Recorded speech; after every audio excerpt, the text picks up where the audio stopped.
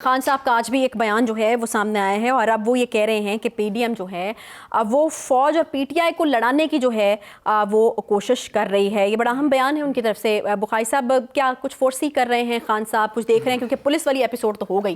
اب خان صاحب جو ہے وہ نئی چیز جو ہے وہ فوج کو لے کر آئے ہیں. وہ کہتے ہیں کہ پی ڈی ایم جو ہے فوج اور پی ٹی آئی کو لڑانے کی پوری کوشش کر رہے ہیں، لیکن وہ کہتے ہیں کہ فوج بھی میری ہے، ملک بھی میرا ہے، اور اس طرح کی بات ہے انہوں نے کی. دیکھیے، چونکہ خان صاحب کو خود اپنی زبان پر کنٹرول نہیں ہے، وہ جو منہ میں آتا ہے وہ کہتے ہیں. پی ڈی ایم کیا کوشش کرے گی؟ فوج سے پہلے سے لڑائی نہیں ہے ان کی. کوشش کیا کرے گی بھائی؟ آپ نے پاکستان کی تاریخ میں پہلی دفعہ sitting chief of army staff کو کہا کہ وہ غدار ہے. اسے کہا کہ وہ میر جعفر اور میر صادق ہے. آپ کی لڑائی کرانے کی کسی کو کیا ضرورت ہے؟ آپ تو خود لڑے ہوئے ہیں. پھر اس کے بعد کسی کو آپ ڈرٹی ہیری کہتے ہیں، کسی کو آپ کچھ کہتے ہیں، کسی کو آپ کچھ کہتے ہیں. اور لڑائی کیا ہوتی ہے؟ نہ آپ سابقہ سے راضی، نہ آپ موجودہ سے راضی. آپ ہیں کیا؟ تو ایک تو یہ بات ہے. دوسری بات یہ کہ کسی کو ضرورت نہیں ہے لڑانے کی. خان صاحب یہ لڑائیاں لڑنے کے لیے بہت کافی ہیں. ہاں، ایک بات جس سے میں انہیں ڈرانا چاہ رہا ہوں وہ یہ ہے کہ عدلیہ کے حوالے سے خدا کے واسطے عدلیہ کے ادارے کو بھی رہنے دیں. فوج اور عدلیہ یہ دو ادارے ہیں جو پاکستان کی سلامتی کے یعنی ایک طرح سے پلرز ہیں. آپ نے فوج کے ساتھ تو جو کچھ کی، میں دہرانا نہیں چاہتا کہ کافی تضحیک امیز رویہ آپ کا رہا ہے، اور آپ کی پی ٹی آئی کا جو آپ کے منہ میں آیا ہے. آپ نے کہا ہے، کسی نے آپ کو چیک نہیں کیا ہے. میں نے پہلے بھی کہا تھا، میں پھر کہہ رہا ہوں کہ ایک دفعہ عدلیہ کے کیسے کہیں کہ ایک فیصلہ ذرا ان کے خلاف کر کے دیکھیں، پھر دیکھیں مزہ آتا ہے کہ نہیں آتا ہے. صحیح. دیکھیے، ہماری عدلیہ کو تاریخ سے سبق ضرور سیکھنا چاہیے. ہر پاکستانی کو سیکھنا چاہیے، لیکن عدلیہ کو ضرور. آپ مجھے بتائیے، افتخار چودھری صاحب، ثاقب نثار صاحب، آصف کھوسہ صاحب کا نام کسی اچھی طرح سے لیا جا رہا ہے اب؟ اپنے دور میں جو جوڈیشل ایکٹیویزم انہوں نے کیا اس کی کوئی مثال نہیں ملتی. لیکن ہم کیسے یاد کرتی ہے پاکستان کی عوام، اور دنیا میں انہیں کیسے جانا جا رہا ہے. اس سے پیچھے چلے جائیں مولوی مشتاق، اس فیصلے کو نہیں کہا لوگ پوری دنیا نے میں کہ it was a judicial murder. تو جج صاحب جو بھی ہمارے اس وقت ہیں ان کو بھی یہ یاد رکھنا چاہیے کہ تاریخ کبھی معاف نہیں کرتی ہے. یہ جو وہ سبق دے رہے تھے آج کوئٹہ میں، بہت اچھا سبق انہوں نے دیا کہ ہمیں جو ہے وہ حالات پاکستان کے جو ہیں اس کی خاطر تحمل سے کام لینا چاہیے، لیکن اس میں ان کا اپنا کتنا اہم کردار ہے اس کو بھی انڈرمائن نہیں کیا جا سکتا. دوسری بات، عدلیہ کے اس رویے کی وجہ سے جس طرح کی گفتگو ہونی شروع ہو گئی ہے، یہ بھی ہم نے کبھی نہیں سنا. جاوید لطیف کہتے ہیں کہ کیا بنی گالہ پر عمران کی مرضی کا ترازو لٹکا دیا جائے. کتنا خوفناک بیان ہے یہ، آپ ذرا سوچیں اس کے بارے میں. حسن اقبال صاحب کہتے ہیں کہ ایک شخص کے آگے ساری اعلیٰ عدلیہ بے بس نظر آتی ہے. یہ تو چند آوازیں ہیں جو اٹھ رہی ہیں.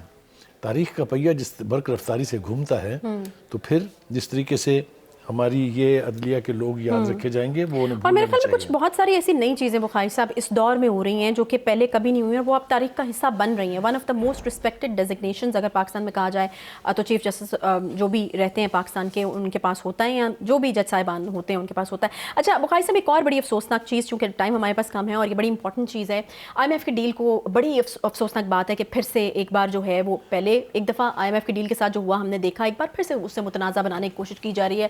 بار بار جو ہے وہ یہ وضاحت طلب کی جا رہی ہے کہ بتایا جائے آئی ایم ایف کا ڈیل جو ہے وہ کن شرائط کے اوپر ہو رہی ہے. پھر ایٹمی اثاثوں کے اوپر بیان جو ہے وہ وضاحت کا بیان جو ہے وہ پیش کیا جائے. اہم گفتگو آپ نے چھیڑ دی ہے، اور مجھے یاد آ رہے ہیں حکیم سعید صاحب کا بیان جو انہوں نے اپنی کتاب میں لکھا 1994 میں.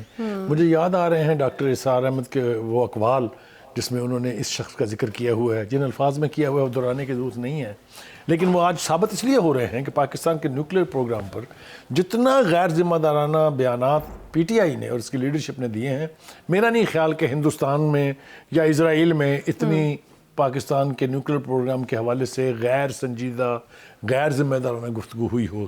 ملاحظہ فرمائیے کہ سب سے پہلے یہ کہا گیا کہ جناب پاکستان کے نیوکلیر پروگرام جو ہے وہ فروخت کرنے لگے ہیں، یہ موجودہ حکومت جو ہے یہ ان کو بیچنے لگی ہے. اور آئی اے ای اے کا جو آفیسر آیا تھا یہاں اہلکار، اس کے بارے میں باقاعدہ ٹویٹس ہیں، میں ہوا میں بات نہیں کر رہا ہوں، کہ یہ تو خریدنے آیا ہے، سودا بک رہا ہے.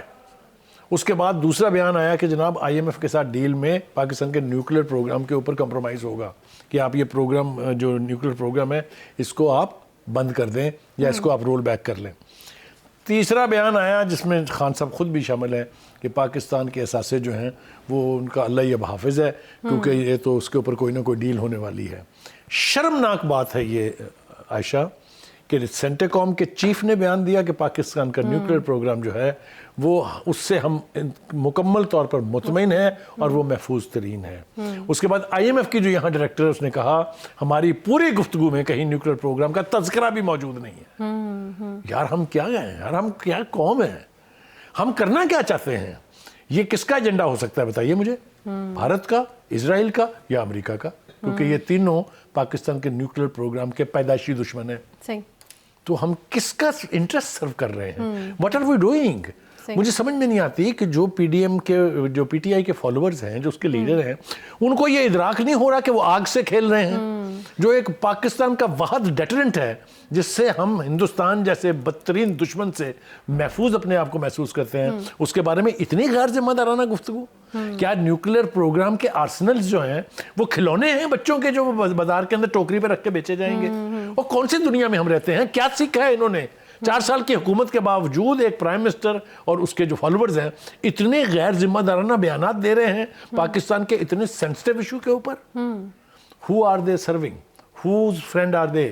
میرے لیے تو یہ سب کچھ یہ پاکستان کی سیاست میں بھی ایک نیا دور لگ رہا ہے. پہلے بھی سیاست ہوا کرتی تھی, لیکن ہم دیکھ رہے ہیں کہ یہ PTI کی جو سیاست ہے بڑے سینسٹیو قسم کے جو چیزیں ہیں چن چن کر اس کے اوپر جو ہے وہ وار کیے جا رہے ہیں. اب چاہے وہ عدلیہ ہے, چاہے اسٹیبلشمنٹ ہے, یا جس طرح سے نیوکلیئر اثاثوں کی بات ہے. اور یہ میرے خیال میں ملک کی سالمیت سے جڑے ہوئے کچھ نقطے ہیں. میرے خیال میں ساری حدیں جو ہیں وہ ایک بات رہ جائے گی. شاہ محمود قریشی صاحب جو ملک کے 5 سال کے قریب 4 سال کے قریب فارن منسٹر رہ چکے ہیں, پہلے بھی اس سے اہم پوزیشنز پر رہ چکے ہیں, وہ انہیں تو بالکل شرم آنی چاہیے پرائم منسٹر سے یہ تقاضا کرتے ہوئے کہ آپ نیوکلیئر پروگرام کے اوپر وضاحتی بیان دیں. آپ کو نہیں پتا پاکستان کی پالیسی کی, آپ اس کا حصہ نہیں رہے ہیں. تو یہ جو ہے میں بہت اسٹرانگلی پروٹیسٹ کرتا ہوں PTI کے لیڈر عمران خان صاحب سے اور ان کے تمام جو اسٹالورٹس ہیں جن کو میں اپنی زبان میں بھوپوز کہتا ہوں, ان سے کہ خدا کے واسطے پاکستان کے نیوکلیئر پروگرام پہ رحم کریں. اس کو اس طرح سے گلیوں میں, بازاروں میں اور پریس کانفرنسز میں نہ اچھالیں. بہت ہمارا نقصان ہو جائے گا. ایک ہی تو چیز ہے جس نے اس قوم کو متحد رکھا ہوا ہے, جس نے پاکستان کی سلامتی کو یقینی بنایا ہوا ہے, اس کے اوپر تو گھٹیا سیاست نہ کریں. گھٹیا, شرمناک, قابل مذمت سیاست مت کریں. صحیح.